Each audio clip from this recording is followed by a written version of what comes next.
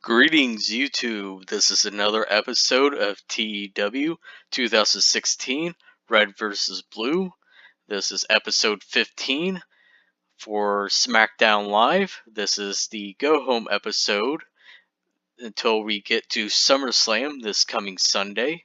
And we are live in front of 10,010 people at the Edwin W. Pauley Pavilion. And we kick off the show with Chris Jericho's highlight reel with his guests, his opponents at SummerSlam for the Intercontinental Championship, Dolph Ziggler, and the Intercontinental Champion, The Miz. And Chris Jericho basically taunts The Miz because he proclaims that he's the greatest Intercontinental Champion of all time, despite what The Miz is saying about himself. And then he taunts Ziggler by saying he's nothing more than a third wheel, a wannabe Chris Jericho. He knows he's tried to emulate Chris Jericho all throughout his career, but the only thing is, Chris Jericho has been a consistent success, a multi-time world champion, when Dolph Ziggler has been nothing but an underachieving failure.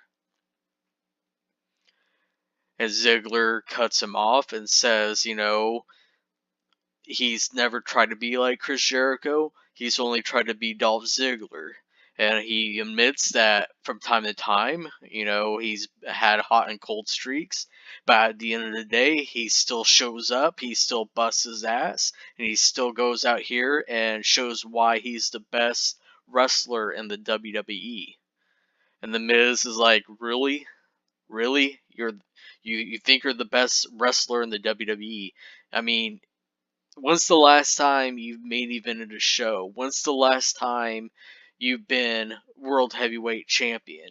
You can't call yourself the best if you're not among the best. You're not out there wrestling the best. You're not out there beating the best.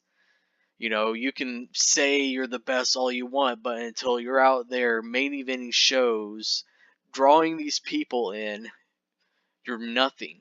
And you will never be anything, despite what you may think. And basically, the segment breaks down with The Miz and Jericho double teaming on Ziggler, and Ziggler trying to fight back, but he's overcome by the 2-on-1 odds until Apollo Crews comes out and evens up the odds with Ziggler trying to fend off Jericho and The Miz, and this brings out SmackDown Live general manager Edge, and he channels his inner Teddy Long, and he makes it a tag team match, playa. So the segment got a 74 B- rating. Edge is learning to show more charisma, which kind of surprising, because I don't think he really needs to learn to show more charisma, but it is what it is. And we move on to our next match, our first match of the evening. In a decent match, The Miz and Chris Jericho defeated Dolph Ziggler and Apollo Crews in 14:35, when Chris Jericho defeated Apollo Crews by pinfall with a code breaker. Apollo Crews had an in-ring performance of 48, Dolph Ziggler 67, Jericho 79, and The Miz 65. And Ziggler's improving in Rumble skills, and the match got a 73 B- rating. The next segment is a backstage interview. Renee Young is backstage with Kofi Kingston, and she talks about the recent issues between him and the New Day and the Embassy. And she talks about how the Sunday at SummerSlam, Big E and Xavier Woods will be defending the SmackDown Tag Team Championship against the Embassy, consisting of Cassius Ohno and Sawyer Fulton. And she wants to get Kofi's opinion on it, and Kofi's like, I don't know. I haven't really had time to think about it because, I've still got this weight on my shoulders that I'm trying, this inner conflict that I'm trying to decide. Do I want to stay with my friends and, stay a part of the New Day, or do I want to, go to the other side and see what it's like to, be a part of the Embassy? And then he's like, but I think I'm getting close to this decision. So I'm going to announce that at SummerSlam at the in the tag team match for the tag team championship, I will be in a neutral corner, and at that time and after the end of the match, everyone will know which side I will stand on. So yeah, Kofi is announcing his intent to make a decision at SummerSlam. Which side will he go on? Who knows? No worker improvements. This interview got a 61C rating. Next segment, in a bout that had decent wrestling but didn't have much heat, Cassius Ohno defeated Xavier Woods in 10-15 by pinfall with a Heroes Welcome Championship edition after a distraction from Kofi Kingston. So basically, not an intentional distraction, but Kofi Kingston came out to, observe everything, in the melee, because Prince Nana was out there, Big E was out there, Sawyer Fulton was out there, and then Kofi comes out, and, Xavier Woods got distracted, which allowed Ono to capitalize and get the pinfall victory. Xavier Woods had an in-ring performance of 62, Cassius Ohno 49, no worker improvements, the match got a 59C rating. Next segment, in a terrible match, Naomi defeated Alicia Fox in 6:36 by pinfall with a rear view. They call it the rear view, Maggle. So yeah, during the match, Paige accompanied Alicia Fox, and Sasha Banks accompanied Naomi to the ring. Alicia Fox had an in-ring performance of 40, Naomi 44, no worker improvements. Match got a 47D rating. Next segment is a backstage interview with Renee Young, and she's backstage with Roman Reigns, the WWE Champion Dean Ambrose, and Jey Uso hyping up the main event tonight, where they're going to be taking on Bad News Barrett, Damian Sandow, and Ryback in six-man competition. And Renee inquires about how, this is kind of a preview for SummerSlam coming up, although at SummerSlam it's going to be Seth Rollins instead of Jey Uso, and instead of Bad News Barrett and Damian Sandow is going to be Cody Rhodes and Drew McIntyre in Ryback's side. And then she talks about how Jay's there because Jimmy is injured, so he's going it alone for the time being. And she wanted us to know their thoughts, and Ambrose starts it off by saying, actually, in a way, this is a much better match for us because we know we can, trust Jay over here because he's one of us. He's a brother, unlike that slimy snake Seth Rollins who's just waiting to stab us in our back again, so I feel comfortable going to battle with Oops over here.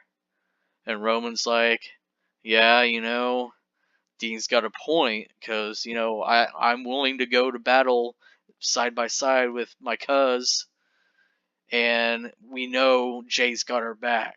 We don't have to look over our back to see if our partner's going to have a knife to stab us in the back. But we're gonna think of this as a warm up because we're gonna go out there and beat those three punks, and then at SummerSlam, with or without Seth Rollins, we're gonna beat them again, and we're gonna send them back out of the WWE and back to some rec hall where they belong, toiling in their own self pity and their own underachieving. Just basically sending them away back to, wrestling in second-rate indie promotions. So yeah, and Jay's like, yeah, my brother may be injured, but I got two other brothers that I can fight side by side until Jimmy comes back, and I'm willing, their battles is my battles too, so if they need help, I'm here for them. And that's why tonight I'm going to go to war with them. and no worker improvements for that interview, and it got a 64C rating. Next segment, a bout that had decent wrestling but didn't have much heat. AJ Styles defeated Carl Anderson in 13:58 when Carl Anderson was disqualified when Luke Gallows ran in and attacked AJ. Carl Anderson had an in-ring performance of 51, AJ 72. No worker improvements, and the match got a 68C plus rating. And then after the match, the club lay out AJ Styles with a magic killer and stand over him to end the segment, and it got a 60C rating. So yeah, just more build for the handicap match at SummerSlam between the club and AJ Styles. And a bout that had decent wrestling but didn't have much heat. Sami Zayn defeated Baron Corbin in 12:26 by pinfall with a haluva kick. Baron Corbin had an in-ring performance of 47, Sami Zayn 72, and Kevin Owens was at the commentary table for this, just, talking about Sami Zayn and Brock Lesnar at SummerSlam. He's basically spinning the match, saying, how stupid of an idea this is, and he can't believe Sami Zayn's that stupid, to get in the ring with Brock Lesnar, still continuing on with his crusade to, basically chastise his former best friend for getting in the ring with someone like Brock Lesnar. No worker improvements. The match got a 66C plus rating. Next segment, Enzo and Cass comes out. Enzo has a match with Bray Wyatt coming up, and Enzo cuts a promo on Bray Wyatt saying, we got a man that tries to be spooky, tries to be the boogeyman, tries to speak in cryptic messages when in all reality he's nothing more than a fake, he's basically like some fake kid who goes to Hot Topic, dresses all black, wears black eyeliner, writes dark poetry and tries to think he's edgy, but he's not edgy. He can see through Brady's act. He's not scary, he's not spooky, and he's not scared of Bray. And then Cass is like, there's only one word to describe Bray, and we're gonna spell it out for you. Ace, SAWFT, soft. And then right after that, we get the cut in, and Bray and Luke Harper is backstage, in their little spooky area with the dark and smoke, and Bray goes, he laughs, he's like, so you think this is all just an act, man? Well, that's kind of funny coming from someone who talks a mile a minute, has a stupid haircut, wears all this fake jewelry and tries to be someone that he's not. You see, all I'm out here is preaching the truth, talking about, the darkness and everything like that. And Enzo and Cass, they're just nothing but a bunch of catchphrases and empty threats. Well, me and my brother Luke, we follow through on what we say we're going to do. And coming up, we're going to shut up, you two loudmouths. So, if there's anything else, there's only one word that I have to say to the both of you. Run. And that segment got a 68C plus rating, just basically the contrast of styles, Enzo and Cass, the upbeat, jokey, fun-loving duo, and then you got like the sort of like the New Day, and then you got the spooky, cryptic, dark combo of Bray Wyatt and Luke Harper. And we go to the match, and a decent match. Bray Wyatt defeated Enzo Amore in 12-12 by pinfall with a Sister Abigail. Enzo and Bray have pretty good chemistry and it lifted the match, which is good to see.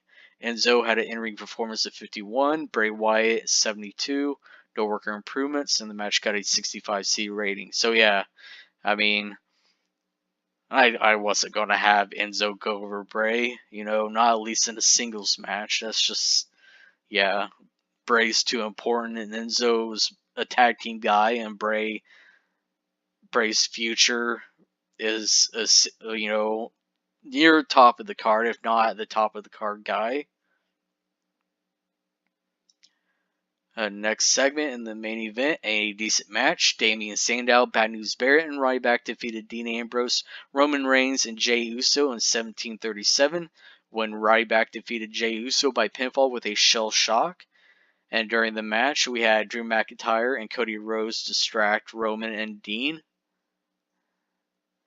Ryback had an in-ring performance of 59, Bad News Barrett 56, Damien Sandow 52, Jey Uso 55, Roman Reigns 76, and Dean Ambrose 76.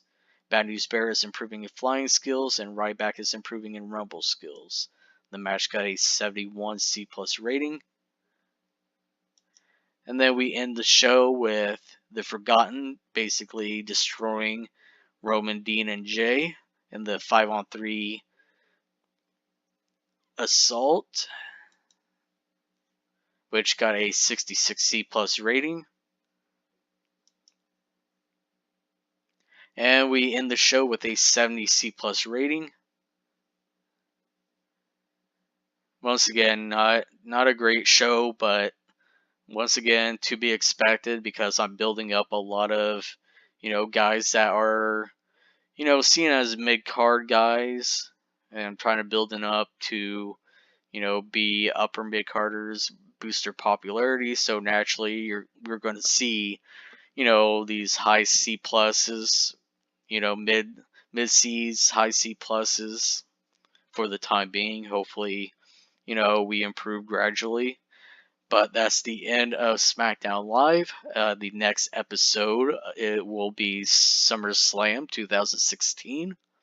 And before I go, I just want to let you know that I have set up a Twitter account specifically for this series and this channel, which will be in the description and on the video page.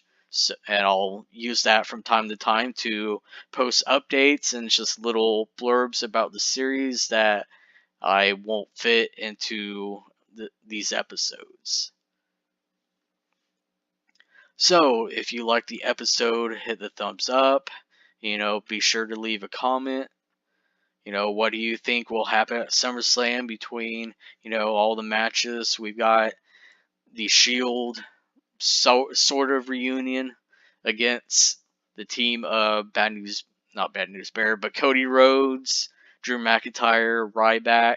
We have Sami Zayn against Brock Lesnar.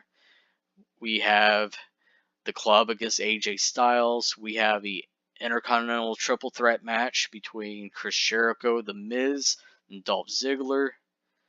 Then we have the Tag Team Championship between the New Day and the Embassy, and whose side is Kofi Kingston on. And then, of course, the matches on the Raw side, which I did mention in the Raw episode, but on my Twitter account, I will post the full card for SummerSlam. And I should probably have SummerSlam up within the next day or two, just depending on my timing and whatnot. So until then, take care. Peace.